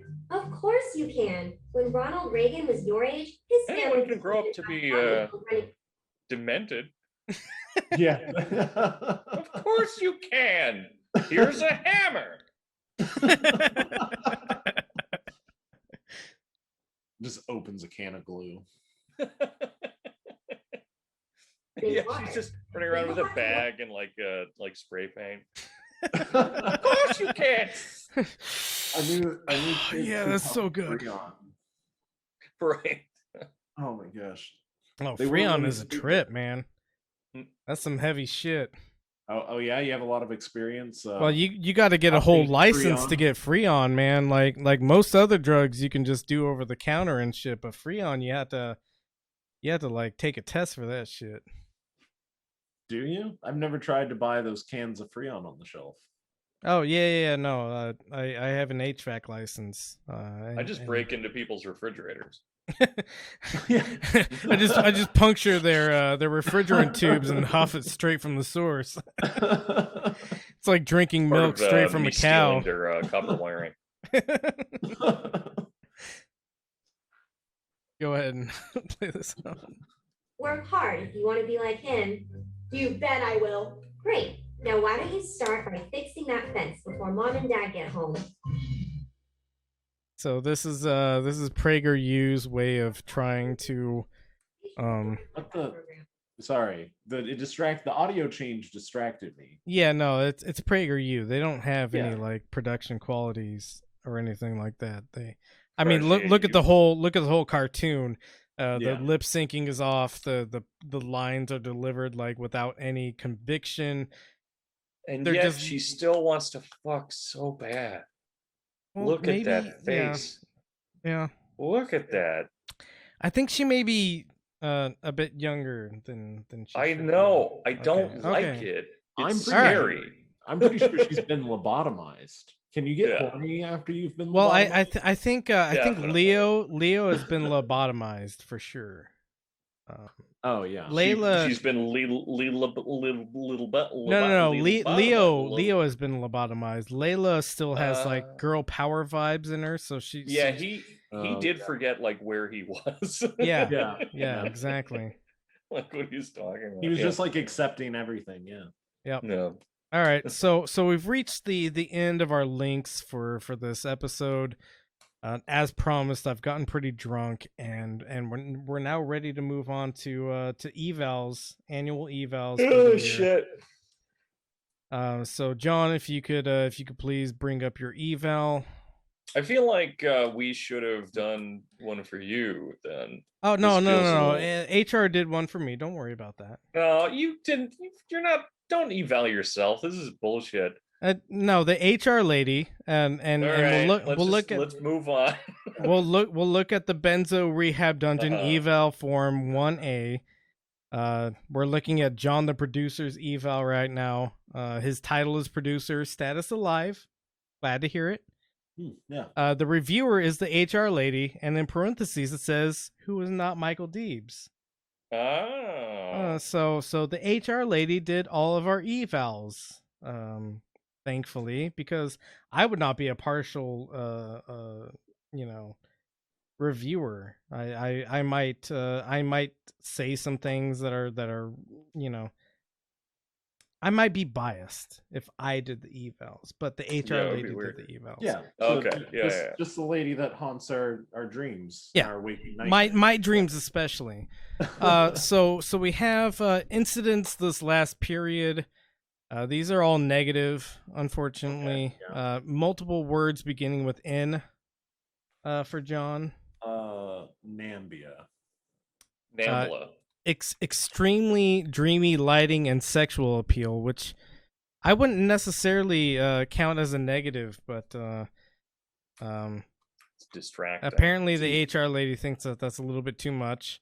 So under the influence. Oh, go ahead. Are you responding to each of these? Yes, the HR lady. This is why I didn't want to sign the eval. Because of the sexual appeal thing. Yeah, no, she just basically just demands that I kill myself from having to stare at blank tan walls. Okay, well, I have to put these colors on the. I'm sorry to hear that. Third note is under the influence during recording. Bad look. Yeah, that's uncommon for the people here. Yeah. Very bad look. I apologize. And then oddly, the fourth incident is multiple instances of only thumbs up reacting to Michael Deebs' butthole pictures. She feels like you should be doing more there. That they're all right. Yeah. Well, I mean that's a matter of opinion. She thinks that maybe you should have done more. That's fine. Responding to we can with nice. Yeah. I mean, I am supportive. Keep trying. Yeah. Which is better than some people do, I will say. Yeah. So TBRD viewer review score. This was a poll I put out on Instagram. You're scoring pretty high here. I would say that's probably like 85% or better. Heart Eyes reacts to John the producer on the Instagram story. 44 people voted, and that was the average answer. So you're doing pretty good on the TBRD viewer listener score. Let's go ahead and scroll down a little bit to the comments. So the HR lady writes, isn't a producer supposed to produce whatever? It's fine. You get what you pay for, and we're not paying. So seems kind of neutral as far as reviews go. Goals for next year: less sexual background lighting, and then the final reviewer rating. Disagree. Yeah, I mean HR is trying to make a work environment that's maybe more inviting to people, and when John has this extreme sexual less energy, inviting than it would be if it was seductive. I'm sorry that I make all of my coworkers hard. Yeah, you make everybody horny, and I think that may be a problem in the HR lady's eyes. Probably. So the final reviewer rating on a 1 to 10 scale is 7.5 out of 10. Not bad. That's better than average. Yeah, it's all right. Wait, is that average? What is that? It's better than average. Average would be 5. Average means that you're just doing your job. 7.5 means that you're doing better. Nobody's ever gonna get a 10, John. No. Nobody's that good. Oh, okay, yeah. So I should dream, or like workplace mandated dreaming to make a 10, or don't dream to make a 10. Dream to get like a 9-9. Yeah. Dream towards a 9-9. Dream towards a 9. Be the 9-9. Which is also impossible, really. Be the 9-9 you want to see in the world. This is like a form of brainwashing, isn't it? Like, no, let's not ask that question. Let's go on to Danko Suvin's eval form. Mm-hmm. All right. Let's so this is the same form. His name is Danko quotation marks real person Suvin. I have never made that claim. He is a co-host. His status is 5 question marks, which is what odd. What was John's status? What alive? Is the status alive referring to? Okay. Yeah. I'm not sure. I don't write these. The HR lady does. Okay. Yeah. So. I mean, 5 question marks seems right. Yeah, and incidents this last period. Pause less than a second after resuming playback. Yes. Multiple out of context comments about minors. Made Michael Deebs spit drink all over the recording equipment. That's true. That's a very rude thing to do. Has not explained Deleuze without dumbing it down. And also that's fair. You missed the Jordan Peterson interview, which was I was in his basement. You missed. I was literally in the building. Biggest interview we had. You couldn't ask him any questions in the basement. Yeah. He was upstairs the whole time. Email or something. He was upstairs the whole time. Yeah. TBRD viewer review score. You actually kind of scored a little bit under John here. I would say that's probably like an 80% rather than an 85%. Well, that's what happens when you put up a really dreamy picture of John and followed it up with like a weird, like dorky still from a video that I put up when I was drunk once. Yeah, I think you're reading you're reading a little bit too much into this situation. I would invite the viewer to screen capture all of us right here, right now, and then look at the image that he chose for me, and then just wonder if he could have perhaps found something more accurate, more representative. This was the picture that HR provided. I can't change that. So my dick was in my pants in that picture. Yeah. So let's go down to comments. No, I would have scored higher otherwise. Please start taking your medicine. You cannot keep giving it to other detainees. I refuse. Okay. Well, that's going on your next review. I'm sorry. And your goals for next year: explain Deleuze or I'll fucking kill you. Finer reviewer rating. What's notable is John got a 7.5. You got a 7.49. Yeah. The review lady is just. The HR lady is so. John, I think you're the co-host now. Yeah, she's just how the hierarchy works. Yeah, I think it is. It probably is. I mean, how's your serotonin doing? Yeah, she's just so exact. I think is what the problem is. Mm-hmm. Yeah. But anyways, what's that? Filled with rage, though. I don't think she's angry. I think she's just fair. She's harsh but fair. She attacked me and she's threatening to kill Danko. That's true. Well, I mean, life and death are two sides of the same coin. Let's go on to the Michael Deebs review. Yeah. So name Michael Deebs, title host, status alive ? Reviewer is the same, the HR lady who was not Michael Deebs. Incidents this last period. Pause less than a second after resuming playback. That's something we're mine. That's something we're both guilty of. Letter. I think. Well, a form letter on a review. Who's ever heard of that? Another one is forgot the name and location of Armenia. Spit drink all over recording equipment. I find it a little bit odd that Danko isn't implicated in this, but I guess this is just also going against me. Gets drunk literally every episode. Not untrue, but harsh. R word usage. I've only used it several times. When it comes to the TBRD viewer review score, John and I are equal. Neck and neck.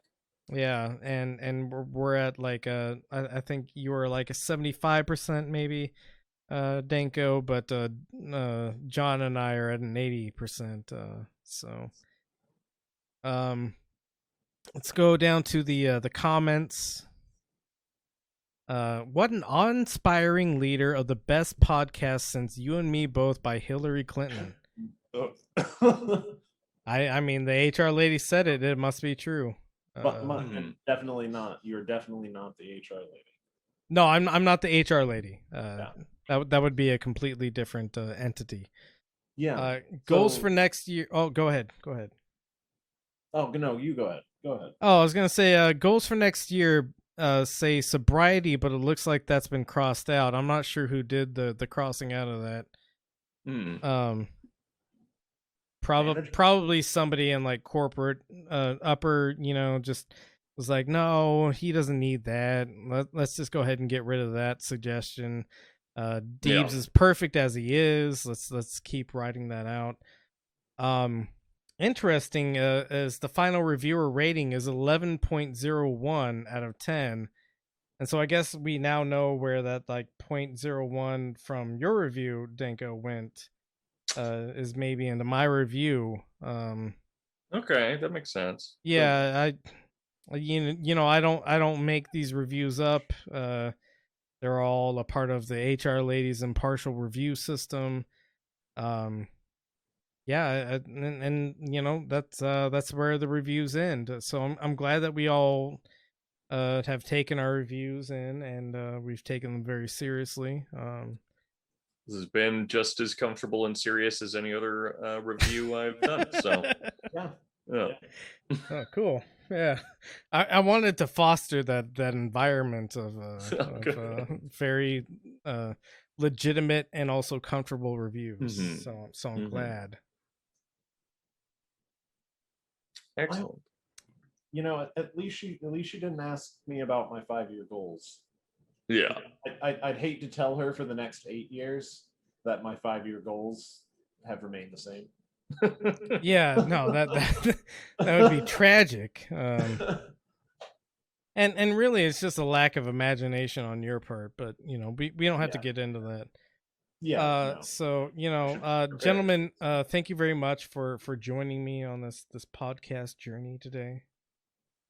Inshallah. Namaste. We love you.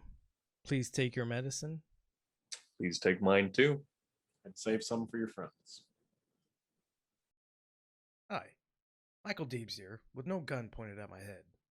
Please know that all content created for the Benzo Rehab Dungeon is and always will be freely available. However, if you would like to support this creation of content, we here at Camp Benzo would appreciate it, as the production itself is not free of cost. Anything donated will go to covering the various subscription fees maintained for content production or improving and expanding the content produced. If you are able to, please head on over to patreon.com/BenzoRehabDungeon. We also have shirts for sale on Teespring, all priced as low as we can get them without turning much or any profit. They are mostly so that you can show your loved ones that a necessary intervention may be on the horizon. Links to the merchandise storefront and our various social media profiles can be found on our link tree, which is the word link tr.ee/BenzoRehabDungeon. As always, we love you. Please take your medicine.